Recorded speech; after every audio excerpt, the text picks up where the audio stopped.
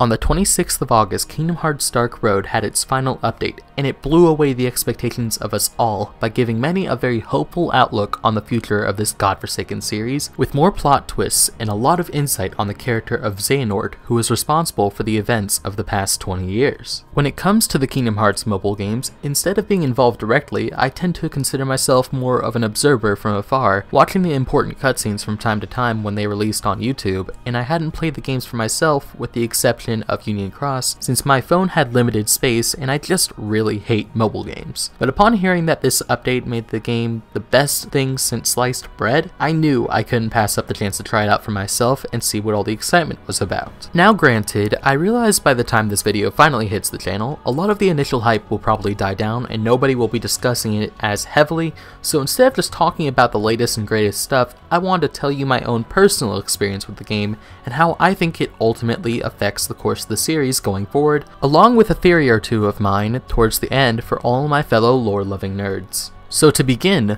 let's talk about the most glaringly obvious turnoff from this game: the gameplay. I know I'm not the only one who hates playing their edgy Disney Fun Time game on a mobile device. Hell, some people can't even be bothered to play the non-numbered titles. Kingdom Hearts Unchained Key and Union Cross both use the simple gacha system where you pay money and swipe some medals to beat the bad guys, and bada bing bada boom, you win.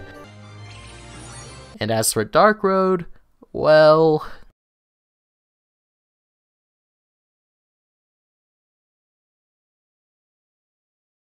Hey, I won!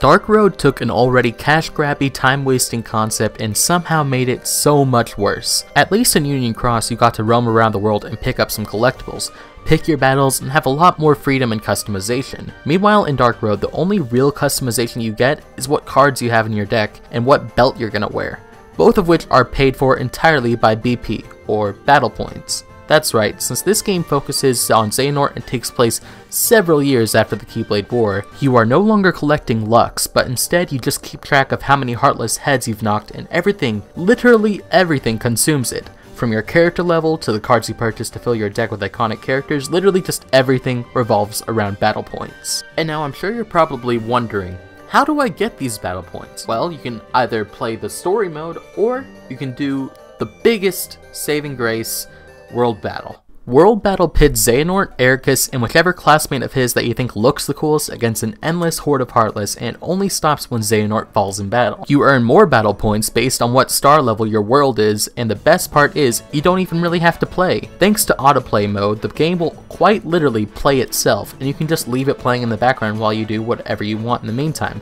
And when you come back, the game will still be there playing and racking up all those battle points for you to use whenever you see fit. Me personally, I like to spend them on all the cards of all my favorite characters. My deck for the longest time looked just like this.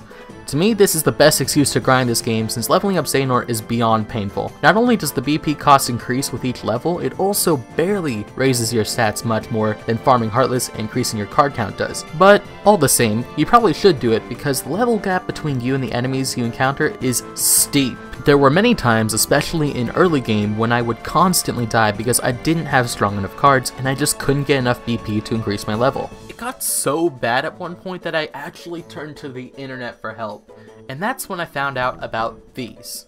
These things make the game so dummy easy to play. They instantly revive you whenever you fall in battle, and they go for a mere 20 battle points each. This is the game-breaking item, man! Because no matter how many times Xehanort gets his shit rocked, as long as you have some of these bad boys in your inventory, you can be level 1 or level 100, and you can still manage somehow, because there's no limit to how often you can use them in a fight. Which makes the whole concept of touching this game pretty redundant if you ask me. That is, if it wasn't for some of the most important lore we've received in years. The story follows the tale of young Xehanort, from when we first saw him on Destiny Islands during the events of Dream Drop Distance.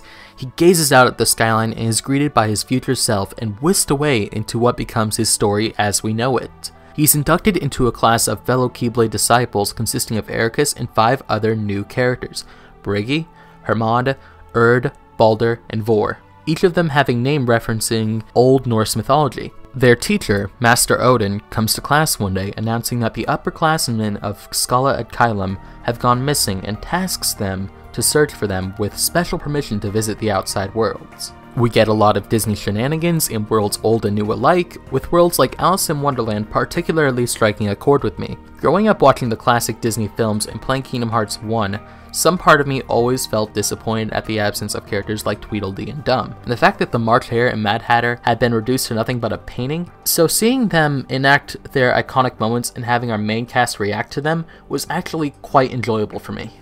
It was also really cool how from the very first few missions we have certain lingering questions about the series answered in very natural ways.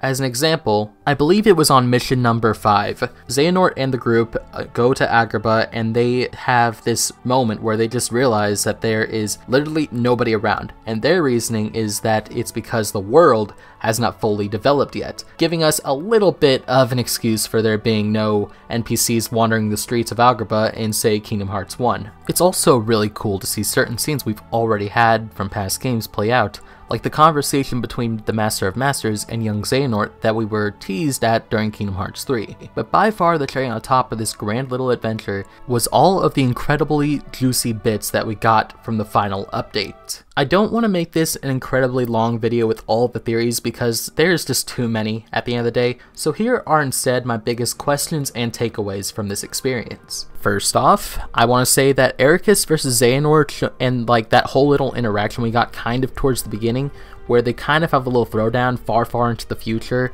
with Ericus getting his scars from Xehanort, that was so freaking cool. It was also really neat to just kind of see how that actually happened. It was like a, you want to know how I got these scars moment, you know? It was really cool. I got really attached to the entire cast of Keyblade wielders who live at Skull Kylum. From Vor to Envy to Baldur even.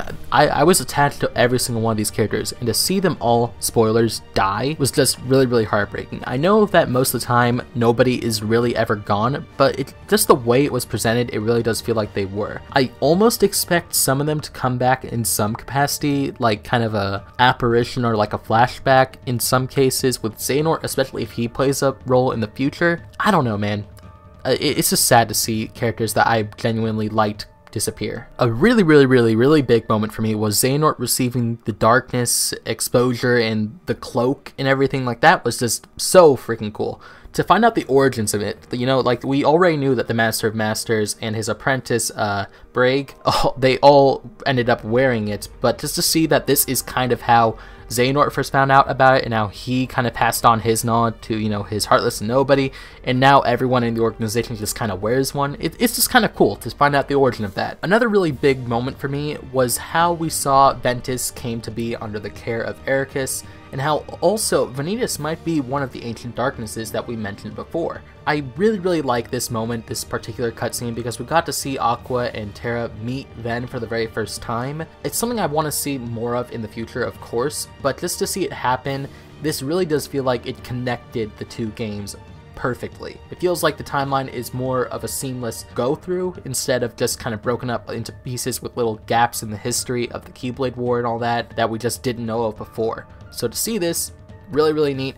Missing Link is going to be the missing link between these two this game and Union Cross, so this is just great. So great. The Baldur surprise villain thing was really cool. It was just kind of a weird moment for me to find out like that this character that I kind of liked from the first moment that we saw him just became this villain out of nowhere. It falls very much in line with a lot of Kingdom Hearts fashion, you know. Someone very close to the main character will often fall to darkness, and we can even see the drama that he goes through, that like what he went through to fall into this darkness, this sadness, and to see him become this villain. It was really well done, and I really want more of this writing in the future games. A very important question that we gotta ask ourselves is this why Donald and Goofy were in the underworld? Because we saw it as like a interesting part, a very key part that kind of left on this like cliffhanger with Hades, that people can just straight up walk into the underworld and talk to anyone that has previously died. Now, I think that we can all pretty much assume that does mean that's what Donald and Goofy were doing down there, because they all assume that Sora's dead. I mean, he did die, pretty much, right? So for them to go into the underworld to look for him, maybe they know something that we don't quite yet, but if they just have to like walk up to Hades and like say, hey, can I see this dead person, and then he strikes a deal, then they're in trouble, dude. They're in serious trouble. I like this though. It's a interesting tie-in to the worlds and making them more important, the Disney worlds, I mean, you know?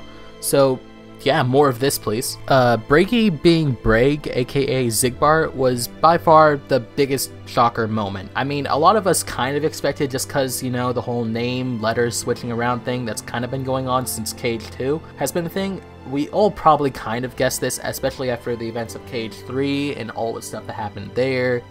But, you know, it was just kind of an interesting moment to see. I don't have any further comment on it. Just a cool moment, wanted to say that. Family bloodlines and the Chosen One. I want to say that when it comes to that, it was something that a lot of us kind of wanted, you know? I think that finding out that Xehanort or Ericus or one of the two is a descendant of Ephemer from way back in Union Cross, it makes sense to me. I mean, that could open up a whole door of possibilities, like who is the son or daughter of who? This could be something we could see play a lot more into the future, and I'd like to make more theories on that. Who is related to who? Maybe this means that we could actually find out who the hell Sora's mom is. Maybe she was a Keyblade wielder from like way back then all along, and it's actually been secretly the biggest secret of Kingdom Hearts ever. That dinner could have saved Sora's life. Maybe she was actually something. I'm getting way ahead of myself. This theory is way out of hand. But the Chosen One is another theory that I really want to talk more about, because a lot of people have been saying that Xehanort was supposed to be the Chosen One to unlock the door that Sora is now supposed to unlock. He is the Chosen One now. So to see all of this play out, it just kind of also reminds me of how Riku was supposed to be the Chosen One of the Keyblade, but because he fell to darkness, Sora was the next best option. So does the Kingdom Key like choose its wielder based on like how much pure light's in their heart? And does that mean that Sora is literally the most pure person, and if he wasn't, then someone else would receive the Keyblade? I'm sorry, this is just becoming the drunken ramblings of a Kingdom Hearts fan. It doesn't make a whole lot of sense to the average viewer, but I just wanted to get all of my feelings out there in the most raw way possible for all of you to hear. Anyways, with all that out of the way, overall this little experience has been very worthwhile. I'm glad I went ahead and experienced it for myself rather than just watching the cutscenes, but either way, it is perfectly valid. I hope that the writing for Kingdom Hearts going forward continues to be just as impressive, and with Missing Link just around the corner, it's going to be one hell of a ride. Thank you all so much for watching. I've been Key, and stay tuned for more Kingdom Hearts content. I'll see you on the next one. Peace.